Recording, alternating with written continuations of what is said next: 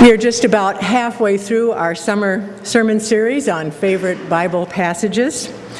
We began, you remember, with a little Christmas in June, and we leapfrogged right into an Easter psalm. From there, it was one more visit with the Good Samaritan and a little downtime with Job. And this week, we're transitioning from a runaway emu to a talking donkey. All things considered, I'd say it's going pretty well. I was tempted this morning to ask for a show of hands for those of you who submitted the story of Balaam's donkey, but the person who turned it in came clean a couple of days ago, so maybe the better question is this one. How many of you knew the story of Balaam's donkey before I just read it? Oh, this is interactive. Hold up your hands if you actually knew the story. Okay. Well, it's another one of those passages in the scriptures that seems to be perpetually in parentheses, not unlike the one we looked at last week about Ananias and Sapphira in the book of Acts.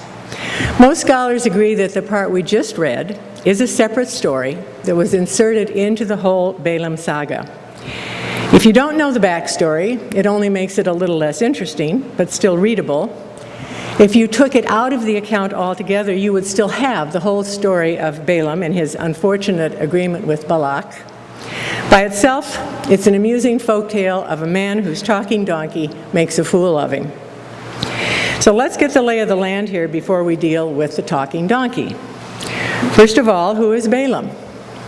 He is identified as a seer, which wasn't all that unusual.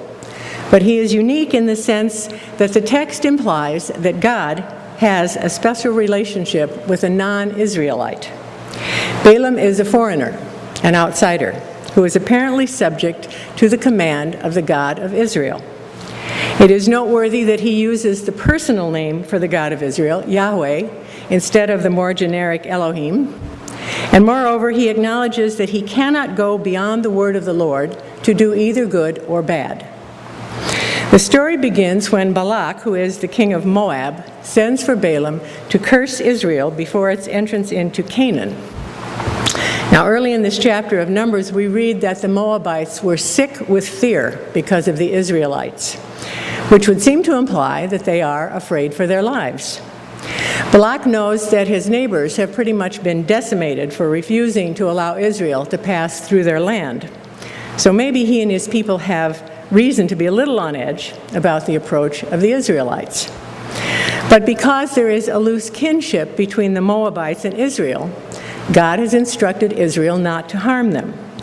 And he has said that none of the land that belongs to the Moabites will be given to Israel. So if it's not a matter of national security, what are the Moabites really afraid of? It seems to be a matter of economics. So they form an alliance with the Midianites by telling them that this horde will now lick up all that is around us as an ox licks up the fields, the grass of the field. In other words, there are a whole lot of Israelites. They're on the second generation by now, and remember, they have been blessed to be a great nation. So when they move in, chances are they will use up all of the resources, take all of the jobs, live on our nickel, and produce still more children. Sound familiar? There is nothing new under the sun. Balak's immigration policy is pretty simple. Have Balaam curse them, which might put a stop to the population growth. Blessing, after all, has primarily to do with fertility, in this case, the fertility of Israel. The aim was to somehow weaken Israel by cursing them so that the Moabites would be able to defeat them and drive them out of the land. Perhaps they thought that allying with the Midianites would bring strength in numbers, or as one commentator put it, perhaps they merely wanted to spread out the cost of hiring a high-priced consultant like Balaam. In any event, Balak sends a delegation to Balaam, money in hand, to explain the situation and request that he return with them to Moab and work with Balak on his proposed immigration policy. Balaam is obviously well known when it comes to seers because the delegation travels quite a distance to meet him. They make their proposal and they butter him up by saying, "We know that whomever you bless is blessed and whomever you curse is cursed." To which Balaam responds that he can only do what God commands. But he asks them to spend the night anyway so that he has a chance to discuss it with God. During the night, Balaam God comes to Balaam, and Balaam essentially says, well, there's this group of men here who have asked me to go with them so that I can curse your people. So how do you feel about that? Would that be okay? And God says, no, tell them to go home. Act 2, the delegation returns to Balak, reports what has transpired at Balaam's house, whereupon Balak says, everybody's got a price. Go back and make him a better offer. So once again they set off and they make the same request of Balaam. And once again Balaam says, there isn't money in this world that would make me accept this offer, but he invites them to stay over anyway so he can consult with God. And this time God says, if they ask you to go with them, get up and go, but do only what I tell you to do. So in the morning, Balaam saddles up his donkey and heads for Moab. Hit the pause button. The story, as we know it so far, stops. When we hit the play button again, it's a different story.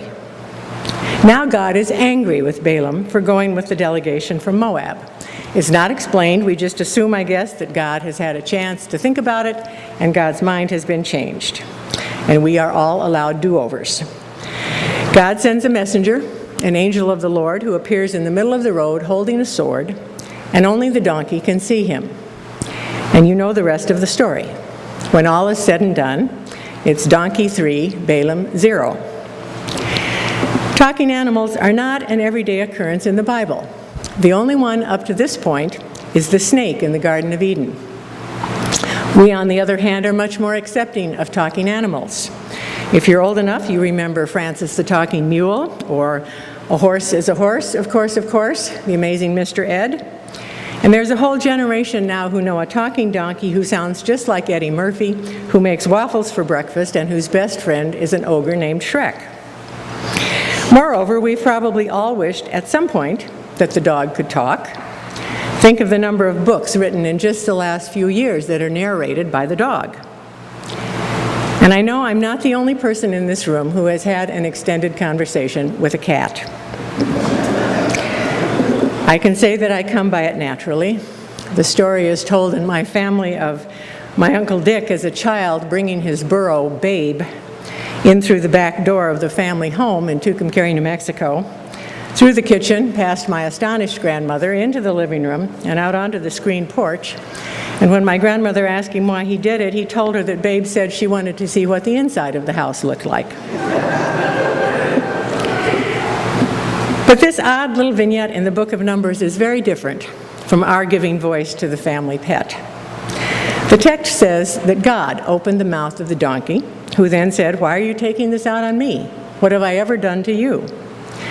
The funny part is that no one seems to find it unusual, least of all Balaam, who acts as if he and the donkey talk on a regular basis. But let's remember there's been an angel of the Lord standing in the middle of the road with a sword in his hand. A talking donkey probably seemed tame by comparison. Nobody likes a good story better than I do, and the Bible is full of good stories. Once in a while, I think we have to admit that some of those good stories are nothing more than that, and we don't need to read anything profound into them. And that's fine. Not everything in Scripture is meant to be fraught with meaning and analyzed to death. But I think it was Mark Twain who said, "It's not the parts of the Bible I don't understand that bother me, it's the parts that I do understand." So is this just a good story that we don't completely understand, but that we can let go as having nothing to do with us? Or is there something there that we need to be paying attention to? Well, let's start with Balaam. In the book of Numbers, leadership is found in the worship life of Israel. Prophetic and priestly leaders originate from within. Their sources of authority are similar. Both require divine confirmation to the entire community, both represent tradition, and both have the focus of their leadership within the faith community. Into this mix, we also have the seer as a distinct form of religious leadership, but it's quite different in that there is no public confirmation of his gifts, there is no commission from the faith community. He is an outsider who knows God. Two things emerge from this story that give us some insight into the role of the seer. The first is that the seer doesn't fear the unknown. as Balak does, whose first reaction to the news of the Israelite encampment is to destroy them. Balaam doesn't act out of fear. Instead, he seeks insight from God in order to evaluate what is not familiar to him. Second, a seer builds bridges between people. Balak sets out to destroy what is foreign to him. Balaam tries to discern the Spirit of God at work in this new situation. Where and how do we discern the work of seers in the church today? The Balaams in our own faith tradition. Well, let me tell you where I think we are beginning to discern the work of Balaams in the church today. Many of us were deeply saddened when the report came out of Pittsburgh this past week about the Presbyterian General Assembly rejecting the overture to change the definition of marriage from a union between a man and a woman to a union between two people. The vote was very close, 338 to 308, with only 2 abstentions. The New York Times reported that the decisive generational shift that lies ahead for the church was made clear in a separate tally of votes by seminary students and young adult advisory delegates. The students voted 82 to 18% in favor of changing the definition of marriage, and the young adult delegates voted 75 to 21%. Commenting on the outcome of the vote, Diana Butler Bass, who is an author and scholar specializing in American religion and culture, said this: "The future of the church will be different. The question is, are we listening to this generation, or are we wishing they will somehow want the church of our parents? How long will it be before we listen to the upcoming generation?" Let me say that I haven't heard a better argument for retirement in a long time. Then let's ask this: how do we encourage the Balaams outside our faith tradition? After all, Balaam didn't acquire his knowledge from Israel. He is outside. And yet the story confronts us with the revelation that God does indeed maintain relationship with all of humankind through religious structures other than our own. Now, what about that talking donkey? In this little satire, the donkey really ends up being the one with the insight about common sense and trust and the role that both play in the shared experience of a community or a relationship. When Balaam is blind to the reality of his actions compromising God's will, the donkey becomes the one with night vision goggles, as it were. It's the donkey who reminds Balaam that they have been a team long enough to trust each other when the going gets rough. Remember that talking donkey in Shrek, who just keeps going on and on and on about being a friend until Shrek finally gets it and lets him into his heart and onto his sofa? He's really not very different from that first talking donkey. We all need that kind of seer in our lives as well. The kind of seer who recognizes the angel standing in the middle of the road with a sword in his hand. Maybe it's the friend who turns us away from an unhealthy relationship, or the one who says something about our addictive behavior, or the one who pushes us out of the way of temptation. If we have been there for each other long enough, we trust them to act for good and not for evil. We trust them enough to know that their nagging really is in our best interest. Finally, just a reminder that God doesn't always provide neon directional signs.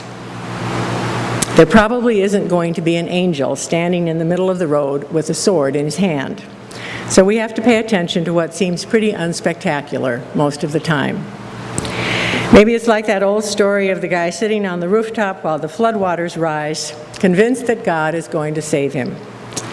The folks in the rowboat go by and offer him a ride, and he turns them down, saying, "No, I've been praying, my God will save me." Then the sheriff's department comes by with a rescue boat, and he turns them down as well.